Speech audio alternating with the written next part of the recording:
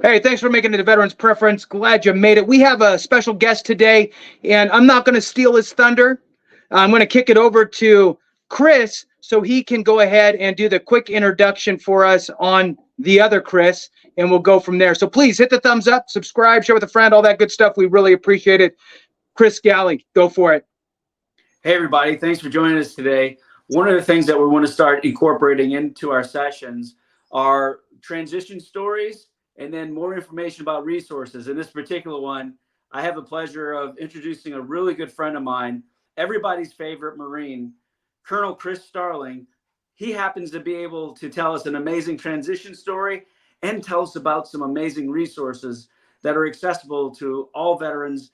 And we're going to just go with introducing Colonel Chris Starling, a 24-plus year veteran and leader who is currently serving as the Skillbridge Executive Director for NPower. Chris Starling, thank you for joining us today. Please tell us a little bit about yourself, your transition, and then allow for us to interrupt at every way possible, because we have lots of great questions and you have so many great stories to tell that we want to make sure we capture them here on video. Take it away. Yeah, well, thanks, Chris. Pleasure to be here. And Jason, pleasure to reconnect with you.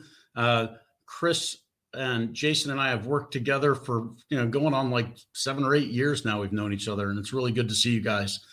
Chris Starling, I was born in Germany, a military family. My dad was a Navy chaplain. We moved around and we got exposed to a lot of Marine bases. My dad was the chaplain for 3rd Battalion, 7th Marines in Vietnam. And we kept gravitating back to Marine bases as a kid.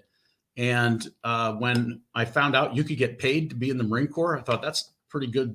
That's kind of neat. I guess I was like 8 or 9 years old. Like, that's a paid job. So I ended up going to Virginia Military Institute on a Marine Corps scholarship, got out to California, served in 1st Battalion, 1st Marines, and it was a quick ride. 26 years.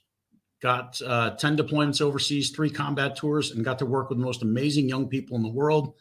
And I really spent a lot of joint time. I did 3 years on joint duty in counter drugs, 3 years teaching at West Point, 3 years at U.S. Africa Command. So I learned a lot about the other services in that process. Awesome. What a story. Well, hey, I've got a first question for you, Chris, and the easiest question. Tell us a little bit about your organization and the work it does for the veteran community. Yeah. So upon getting out, I went into the nonprofit space, and this is my 3rd job since I transitioned, which is kind of normal. You don't go to one place and just stay there. And it was a kind of just a natural upward move. But NPower is an organization with the mission to launch tech careers for young adults and veterans, and basically to put them on the pathway to economic prosperity. And so for about 4.5 years, I ran NPower California, which was half veterans, half young adults, and we taught tech fundamentals. And after you got certain industry recognized certificates in a 16-week course, we had a placement team that put you in a job. What I liked about NPower is we do the training. We also have a social support element. So if you needed help paying rent, you need childcare, you need these things, we provided those things. And then we were able to, at the end, have our placement managers work with you individually to get your resume in, to get your applications in, and to get a job. And then we stick with our students and our graduates for 3 years afterwards to make sure if they lose their job, come back. We'll dust you off, put you back out there using our contacts in the industry. That's what NPower is about. That's outstanding. I have a question for you, Chris. There's these thoughts out there that, if you want to get into tech, you got to go get this big degree and all that stuff. And from my understanding, and I'd love to hear this directly from you, since this is your world, sometimes you would think that in a course of 4 years, a lot of things change. So how important are certificates really in this world of trying to transition your whole career from military, maybe you didn't have a lot of tech stuff, into the tech world? How important are these certificates? Very important. And you can't say that, oh, well, you don't have tech experience, because everything in the military involves tech. There are things like mortar ballistic computers. All of us have used Blue Force Tracker. You have Singar's frequency hopping radios. And even your average infantry, artilleryman, combat arms person has to have their hands on those things. Not to mention that when they go home, they're on video games and they're mastering. If you can master whatever, Fortnite or whatever these games are out there, you can probably master cybersecurity if you put your mind to it, or tech fundamentals. And so don't sell yourself short. You think about the iPhone, the power of the iPhone, just understanding that, how you protect yourself, how you protect your email. We're already doing it. So certificates are much easier to get than a degree, but they're a pathway. They can add up. And some people that take NPower classes go on to enroll in college. So certificates are very important, and they can get you a job by themselves. I have one more question, Chris. Sorry, I'm jumping in again. It's just a follow on. And I know that, you have some great stories. I would love to just hear a very short version of a couple of them with regard to, we all think about pay. So what could pay look like if I'm looking to change careers? I want to jump into cybersecurity or some sort of tech field, get some certificates, and get a little help finding a job. What kind of pay ranges could I be looking at? You can give me a couple examples of folks that I know that you have been very close with some of these graduates because you care and you're paying attention to what's going on. So these success stories resonate. So I'd love to hear a couple fast ones. Yeah. So for me, my favorite rank was first lieutenant. I got to be a platoon commander for 3 years, and I really got to know everybody well. And in this job, I get to know the students as they come through. I'm going to give an example of one of my students from California, from regular NPower. And I want you to ask me about NPower Skillbridge later. But her name is Celeste. She was an Army Humvee mechanic, and she was working in a hospital as a night security guard, making minimum wage. She was, I believe, a single parent. And can you imagine working night shift in a hospital? And a lot of veterans, it's not the unemployment, it's the underemployment that's the problem. She was wholly underemployed. I don't know who this woman was that walked into the hospital and told her, you need to sign up for NPower. They had a little conversation over coffee, and this woman made her promise she was going to sign up for NPower. So we got her application. She came in, and when she finished our class, she had 3 or 4 certificates, and she went to work for a company called Virtusa. Well, Virtusa was subcontracted by Google to test Google's robots. So she became a robot tester. And then I was using her in a brief. And so I went to her LinkedIn, as I do to my students. I pulled them. I stalk all my students on LinkedIn and follow them around because I just love their stories. I'm like, oh yeah, she's a robot tester at Google. I'm going to use her in a brief because I got to raise money for my nonprofit. And I look, and the thing says FS Studios. I'm like, what? That's not where she works. She works at Virtusa. So I looked into it, and it says job robot wrangler at FS Studio. I'm like, that's not even a real job. What is she doing? So I clicked on, I looked up FS Studios, and I looked up careers, and there's like 5 application things there for robot wrangler. It is a job, and it starts at $102,000 a year. So within 18 months, she had taken the class, graduated, worked at Virtusa, made okay money, probably 50, 60K there. And all of a sudden, she got another certification in between, and she got herself. She didn't even use our help. We didn't know about it. She got herself that job at FS Studios. And I'm really proud of Celeste. This was a single mom with a kid at home, working in a doggone hospital doing night security. And a lot of us, we don't value ourselves. We're like, oh, what can I do? I can't write my resume to where these people can't recognize what I've done. Well, that's a great example right there of what you can do. And you just need to get in the training, pay attention to it, and work hard. And there you go. Chris, you have long family history of military service. Your pops, yourself, and I know your son were all in the same unit. Tell us a little bit about what you learned from helping your son think through additional transition options as well. Yeah. So, so my son was in 3rd Battalion, 4th Marines Lima Company. His first deployment to Australia was to Australia. I didn't worry too much then. Second deployment to Helmand Province. And, that was in the Badlands, and it was a pretty kinetic time. Let's just put it that way. When he came back, went down to the basement, drinking beers, playing video games, hanging out down there. He had a beard, not as long as Jason's, but he had a beard. So he looked like a Taliban in the basement playing video games, you know. And so finally we had to have a discussion about, hey, we're going to get a job at the sandwich shop. We're going to work somewhere. You're a squad leader in Afghanistan in combat, right? And now you come back and you got to figure it out. So he had a safe place to go where there was beer and food and we didn't have to pay for anything. But then he finally got it together, did National University Online and transferred to a 4-year college. He's going to graduate in May with his degree, 28 years old, getting his degree. And I'm not worried about him. He's going to be fine. But what I noticed was, like, people come back and you have a period of like, what am I going to do? In Eric's case, he had a safe place to go in the basement. A lot of kids go back to Oakland or Detroit or wherever else. They don't have a safe place to go. And this is a huge risk. So my thinking was, let's use the Skillbridge program and start NPower Skillbridge. And we can get young people 6 months before they get off active duty. You still got a paycheck. You still got medical care. You still got all your benefits coming in. Then get certified for cybersecurity, a level above what I told you Celeste had in terms of tech fundamentals. Cybersecurity. And you put people through a cybersecurity boot camp of 10 weeks. And I tell them, I'm like, don't think this is terminal leave. This is more like boot camp because you're going to work in here. Otherwise, I got to send you back to your unit. Once they come in, the students I've had have been amazing. They work really hard. The average salary for them coming out is $96,000 a year. It's unbelievable. And so we need to do more of this. I call it going from defending the nation to protecting the network. And as I look at all the great veteran service organizations, and all of us here have worked in those, we're talking about the pound of cure, helping people who are living out of their cars, helping people whose financial wellness is and credit scores are down. That's too late. This requires a pound of cure. The ounce of prevention is you get them before they get out. The Army now calls it CSP. And you get them into a program like NPower Skillbridge, cybersecurity, train them up. And then I've got a veteran spouse, Romy Clark, who's my placement. She has all the recruiter connections.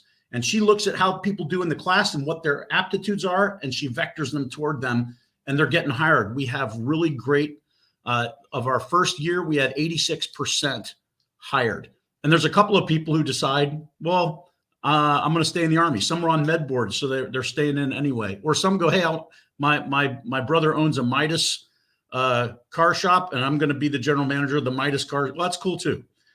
But 86% is pretty good, and $96,000 a year is a damn good salary.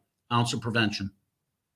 No, that's an awesome story, Chris. You kind of touched on it as you were talking just now, but could you tell us a little bit about how your team works with the transitioning service member to translate the skills and training that they had while they were in the service to their oncoming civilian career, and how your organization helps that piece out?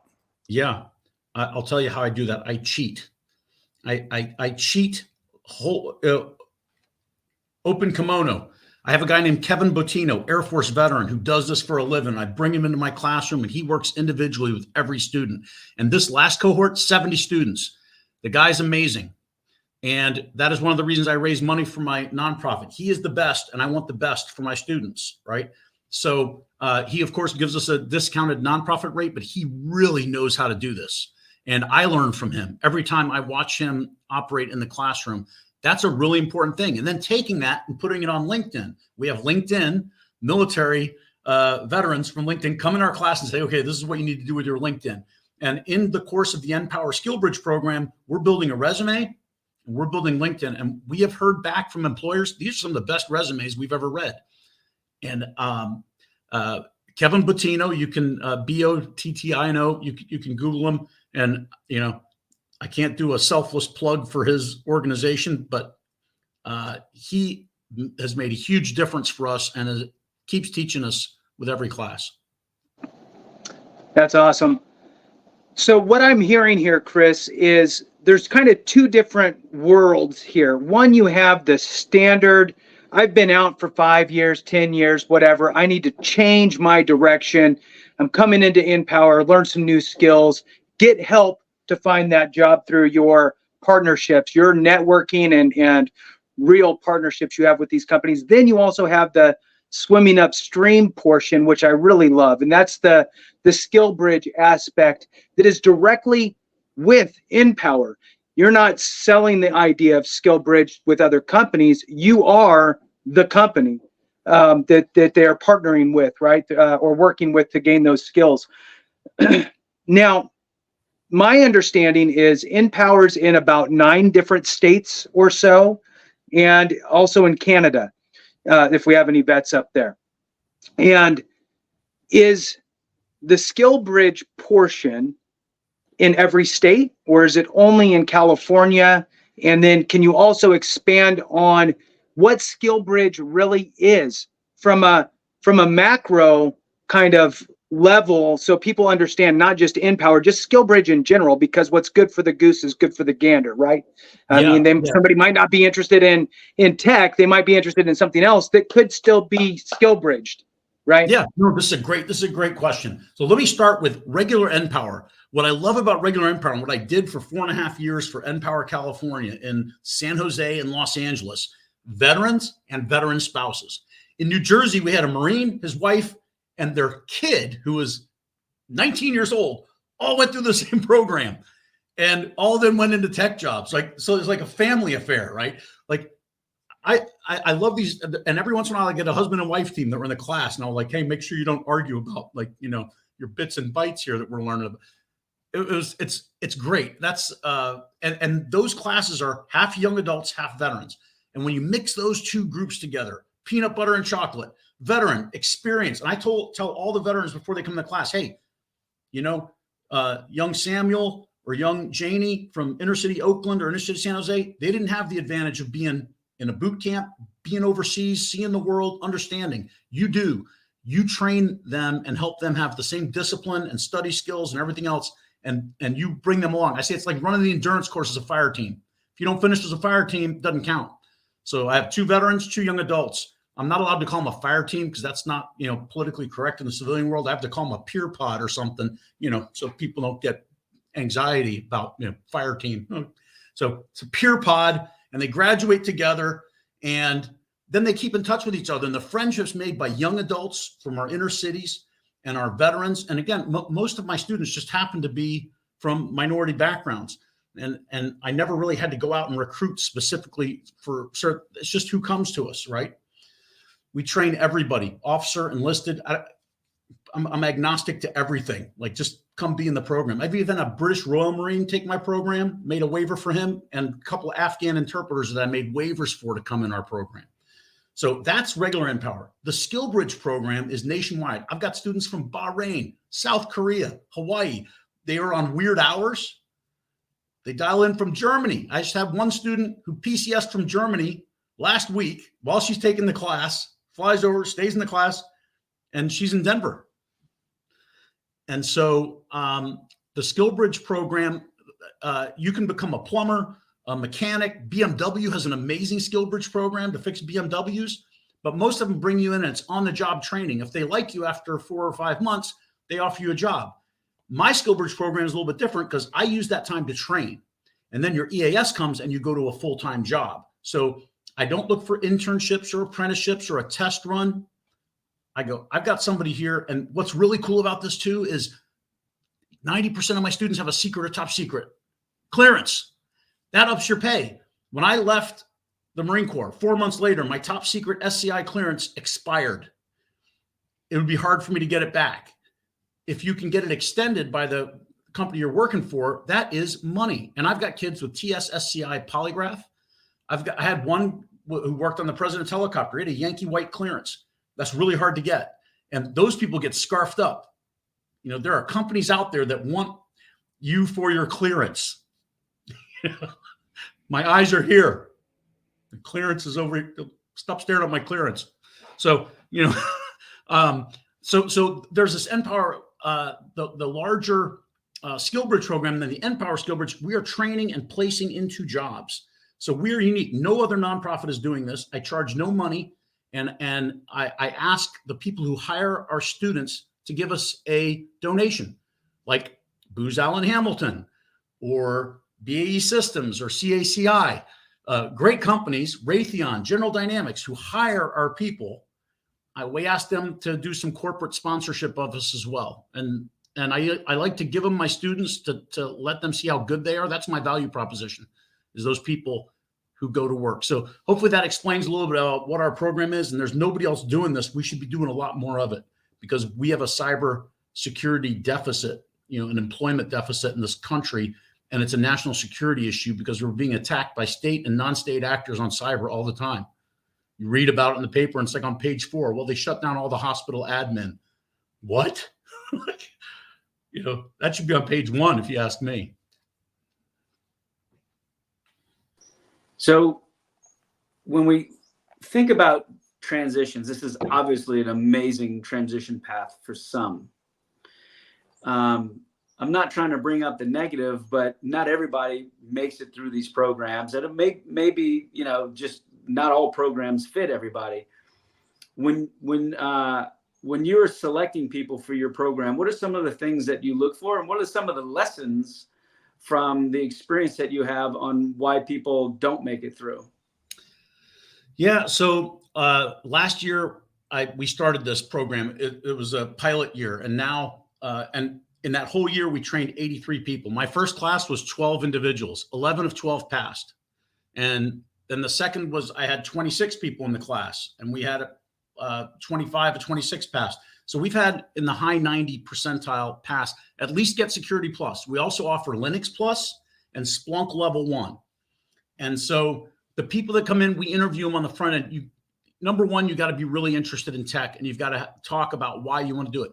I don't care if you're a pastry chef. I've had those. Truck driver, had those. IT. I set up the local area network at Kabul Airport, but I never got a single certification civilian. I know how to do IT. I've been doing it for 10 years in the Army. We have all this, and we've got to put them into one class. The most important thing, I can teach you the tech, right? But the most important thing is this is not terminal leave, and this is not where you go to hide from your first sergeant. You're coming into a boot camp environment, and they put a retired colonel in front of it because this is hard. It's hard to learn cybersecurity in 10 weeks, or the basics. So we give them some advanced prep work to do, and we've had really great results so far. And who helps us a lot is the TAP offices, and they are my secret to success.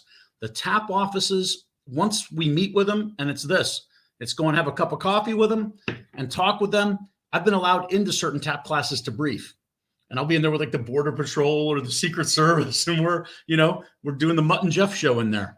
And I love that environment.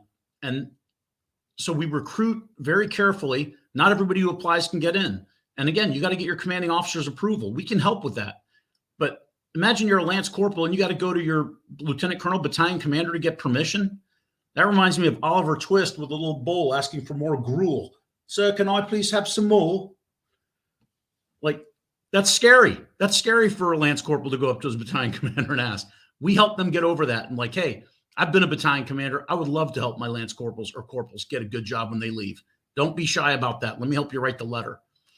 Right? So That's what we do. And so, Chris, we have a very high success rate right now. But you're right. Some people go, hey, you know what? This tech's not for me. But I might want to go into tech sales.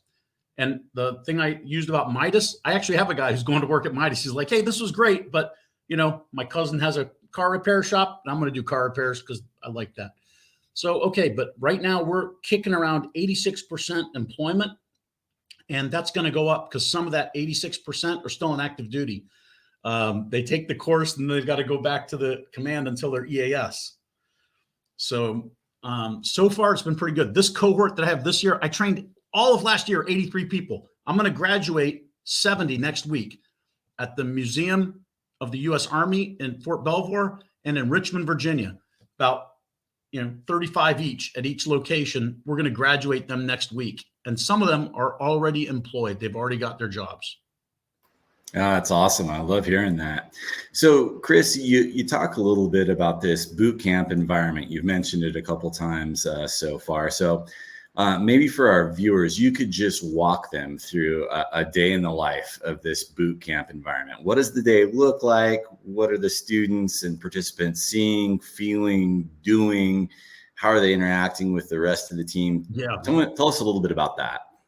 Yeah, great question. So, the pandemic changed everything for us, right? When I started NPower California, we were in the classroom, and I had really a subpar facility it was in a church annex. The linoleum tiles were peeling the ceiling things. And I remember I had to go pitch it to my students. I had half veterans, half young adults, and I was embarrassed about this place. And what do you do as a military guy? I got to motivate these people to do their work. So I got in front of the class and I said, you know where you are? You're in the freaking Rocky gym of freaking tech training.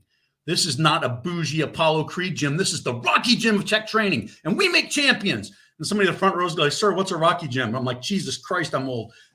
Like I'm an old person. They don't know what a Rocky. So then I had to go and get the screen down and show them the Rocky montage and everything. So now at least they know what that is. We switched to online like we are here. And all of my training is done virtual, online, instructor led. In fact, 3 of my 4 instructors are veterans. And the 4th one, she might as well be a veteran because she is adapted to the military culture. They call her the drill instructor. And at first she was insulted by it. But I said, oh, no, that's a term of endearment. That means they love you. And she was like, oh, okay. But I have a great team of instructors. And 2 of them, the assistant instructors, are graduates of the program. They liked it so much that they said, you know what? I want to stay with NPower and be an assistant instructor. I taught in the Army, and I can teach this as well. So we put them through, we have a National Instructor Institute at NPower, put them through all the same training, and then they come out certified as instructors. So I guess I'm getting way off topic here and not even answering your question. What was the original question I was talking about? No, it's good information. You're fine. So what was the point I was making? Just kind of describe a day in the life. Yeah, the day of. So I'm getting to that. I was getting to that. Love to so they come in at 9 a.m. They come in at 9 a.m. and then we work till the lunch hour, and then they come back. Now in that time, they're getting PowerPoint, classes. They're breaking out and doing labs. There's some really advanced lab things that you can do online. And then they're coming back into the classroom and they're discussing things. So Monday through Wednesday is all tech. On Thursday, we put the tech away and we break out the resumes, and we break out mock interviews, and we break out professional speakers that will come into the class. And those range from, people who have gotten out that worked in the tech industry to last year's graduates who are now working at General Dynamics or wherever, or Raytheon, and they come back in and go, hey, I was you last year. This is what I'm doing now. I'm a junior security engineer with Raytheon, and this is my day. And so Thursday is pro dev, and then Friday we review for tests. We do practice tests. We do what did we not understand during the week and go police up everything. And so that goes on for 10 weeks, and it's hard. It is not easy to be on Zoom for, as we know, right? Because we've all done it. But if you want these certifications and you want to prepare yourself for a job afterwards, that's what you got to do. So that's what a day in the life looks at. It's a lot of the Zoom, break into breakout groups, do some work on your own, come back, put it together. And we're looking at Security Plus, Linux Plus, and Splunk Level 1 as the 3 certifications you're going to get out of the NPower Skillbridge program. And next year, it might be different certifications. I've always got to keep an eye on what's going on in the job market. What do people need? And what can I reasonably train people in 10 weeks? And because Skillbridge is a 6-month program, but I went and talked to senior leaders in the services in the manpower branches, and none of them were big fans of Skillbridge. And well, imagine it's taken 6 months of manpower away, times how many thousands of people, how many man hours is that you're losing for the DoD?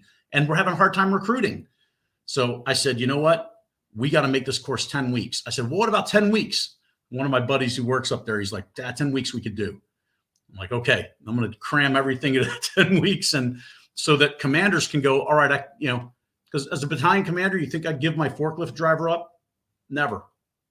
But if you're a good squad leader or a good team leader, I can probably cut you loose on Skillbridge. But there's certain high demand, low density MOSs, I can't give them up. And it's all commander's discretion. A commander has to approve them for them to come and do Skillbridge. To answer your question, I think I covered a day.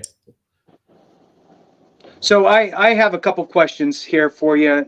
So one, I just want to kind of throw out there because it just makes sense to talk about it. I'm a big fan of swimming upstream, right? I'm a fan of touching people before the transition. I'm all about it. And I think right now is a good time to just throw in, for those that are looking to transition from the military, whether it's retirement or EAS, just your regular, you're getting out. Don't forget about your benefits delivery at discharge. You can file your VA claim while you're in service and let the VA work on that claim while you're transitioning out. Yeah, potentially going through Skillbridge and all that good stuff too. The more you can front load prior to your actual exit date, the better.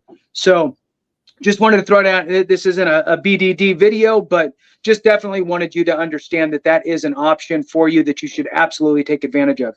So my question for you here, Chris, is typically, like you said, it's usually a 180-day program, Skillbridge. I love that you identified that can sometimes be a hindrance and almost a disqualifier from the battalion level. And it totally makes sense. Look, you signed a contract to be here for 4 years, 6 years, whatever it is. We need you as long as we can have you. So I love that you had those conversations with folks to get a feel for a reduced time frame that works for both parties. I love that. The question for you now is, for somebody who's currently in, let's say that they got a year until they're thinking about it. They're going to ETS or EAS in 12 months. When should they start having the conversation of Skillbridge? When should that start happening? Like when does that need to happen? And when do you need to have an approval to get this person in place to obtain the training? Yeah, great question.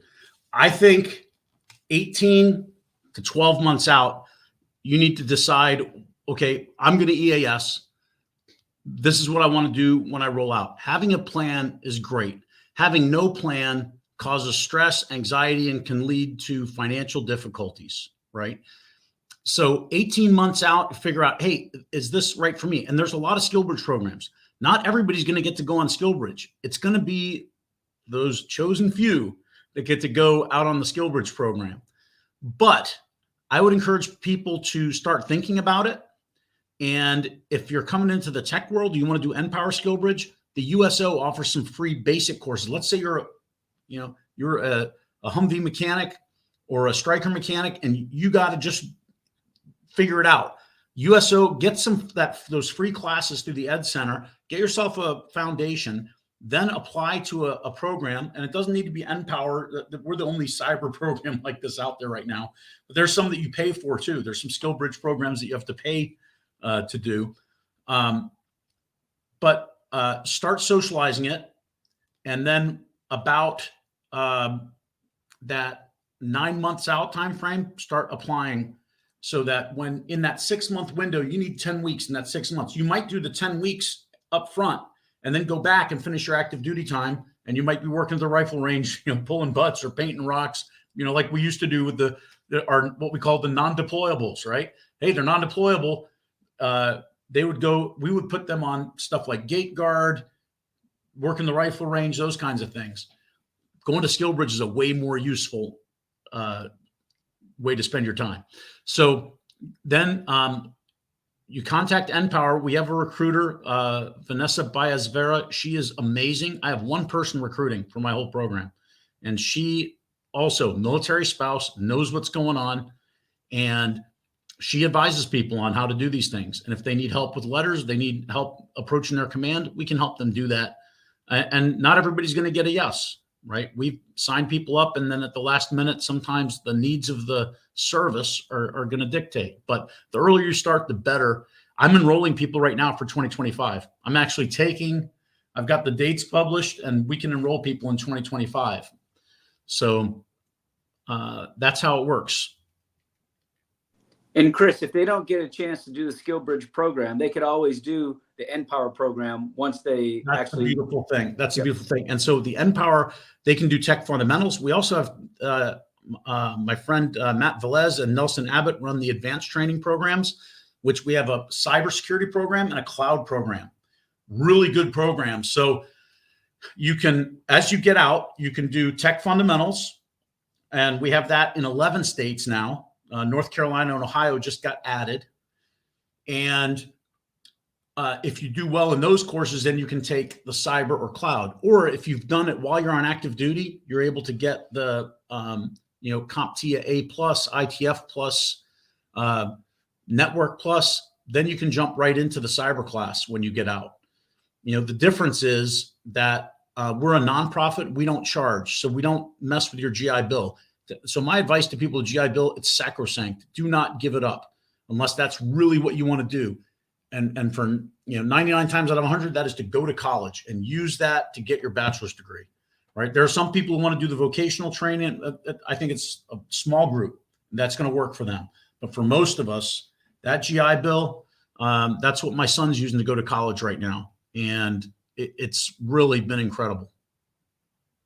And just real quick, I'm going to throw in there about the GI Bill, just because, again, it's one of these rabbit holes that makes sense from the VA perspective.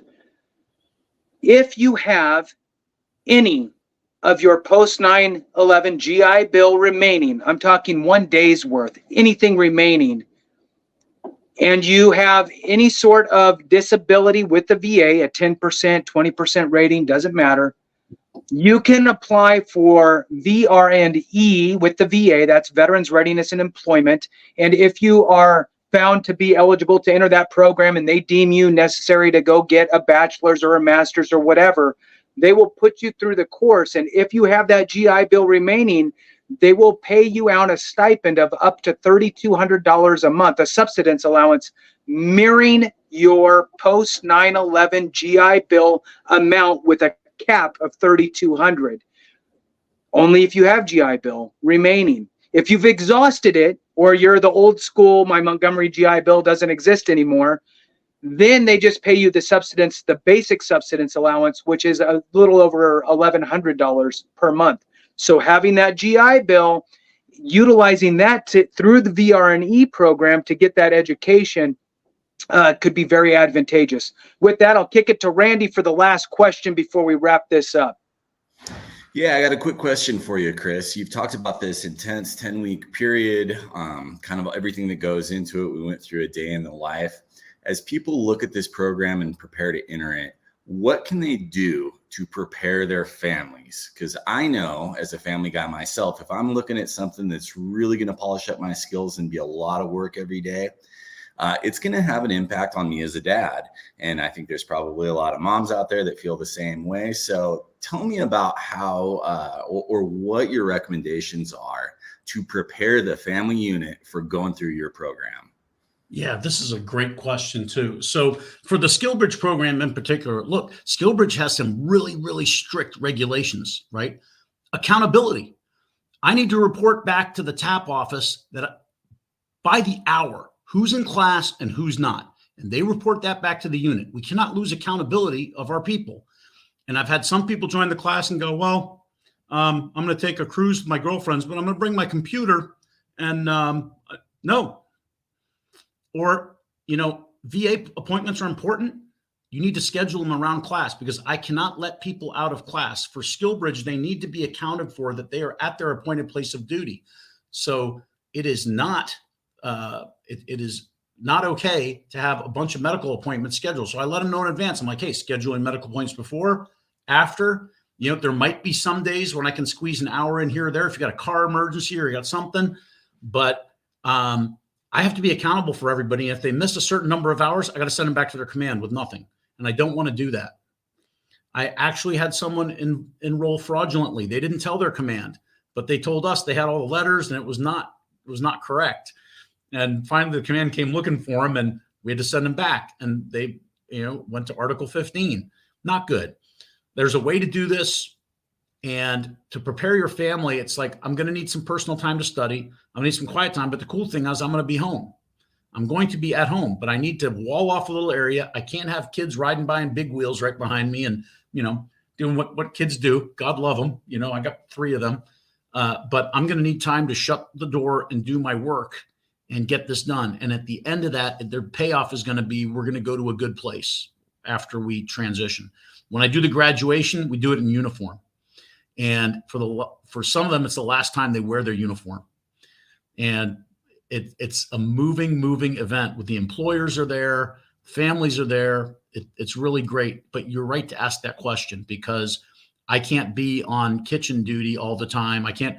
The spouse, and it's male and female spouse, has to understand. I think I've got, I have less women in this class than I had in NPower California, but I'm having an increasing number of women take this class, and women are in high demand in the tech workforce, as we know. With all the initiatives that are out there, the women that I train are very quickly also hired up, because they add that they add to that diversity in workforce that's been male dominated for a long time. Well, wrapping things up, Colonel Chris Starling, I can't thank you enough for joining us on Veterans Preference. It was an amazing and enlightening episode. Thank you for your many years of service and your continued service. And I'm sure this isn't going to be the last time that we would love to have you on Veterans Preference. If you like this episode, like it, share it. You know what to do. Before we sign off, Jason, Randy, any parting comments? NPower.org is our website, npower.org, and look for Skillbridge, or look for the regular programs in a state or city near you. Capital N, the word power.org. And anybody can reach out to me. I'm on LinkedIn. That's it. Thank you guys so much for watching. We appreciate it, and we'll see you next time.